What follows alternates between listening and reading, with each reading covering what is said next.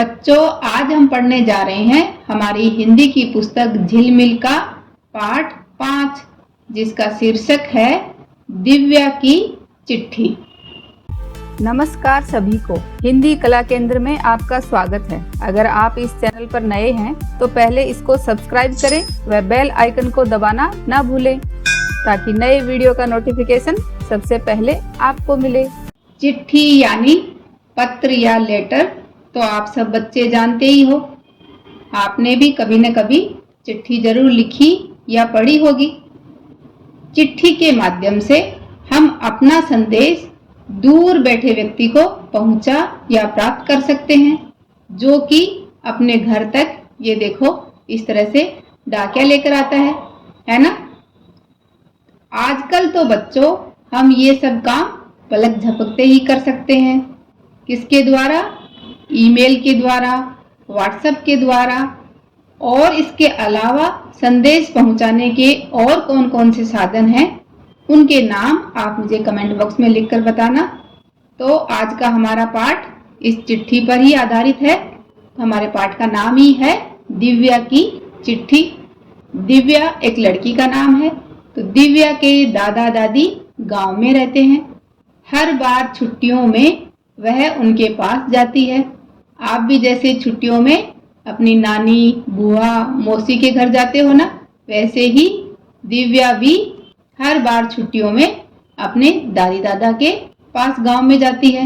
आप इस बार गर्मियों की छुट्टियों में कहाँ गए थे या कहाँ जा रहे हो, ये बात आप मुझे कमेंट बॉक्स में लिखकर बताना। लेकिन इस बार दिव्या गर्मी की छुट्टियों में अपनी बुआजी के घर गई। वहां कुछ दिनों बाद उसने अपने पिताजी को चिट्ठी लिखी।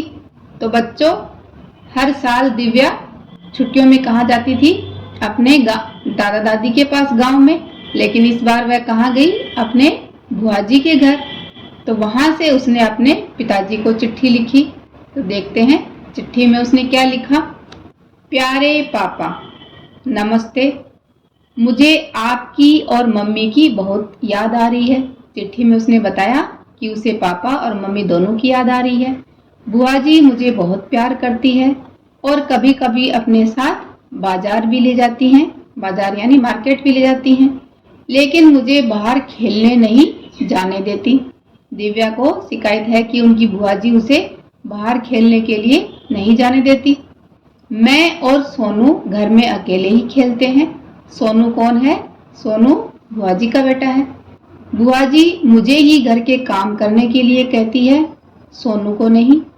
आप बुआ जी को कहना कि वह मुझे भी खेलने के लिए बाहर जाने दे और सोनू को भी घर के कुछ काम करने को कहें। सोनू ने मेरी वह गेंद गुम कर दी जो मम्मी ने मुझे जन्मदिन पर दी थी। तो ये सब बातें दिव्या अपने पिताजी को बता रही है। इन सब बातों से ये पता चल रहा है कि बुआ जी थोड़ा सा लड़का और लड़की में भेद कर रही है।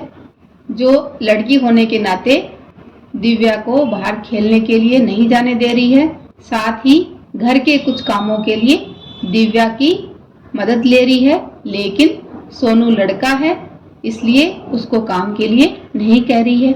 वैसे बुआ जी दिव्या से बहुत प्यार करती है। आगे दिव्या लिख रही है, मेरा जो दांत टूट गया था उसकी जगह अब नया दांत निकलने लगा है। पापा, अब तो हमारी गाय का बछड़ा भी खूब उछल कूद करता होगा। पापा, आप मुझे लेने कब आओगे? आते समय आप मेरे और सोनू भैया के लिए चाबी वाली कार, पटरी वाली रेल, ताली बजाने वाला बंदर और ढेर सारे खिलौने लेकर आना। तो ये सारे खिलौने दिव्या अपने खुद के लिए और सोनू भैया के लिए अपने पापा से मंगवा रही है। आपकी बेटी दिव्या। तो देखो बच्चों, इस चिट्ठी से हमें क्या सीखने को मिल रहा है।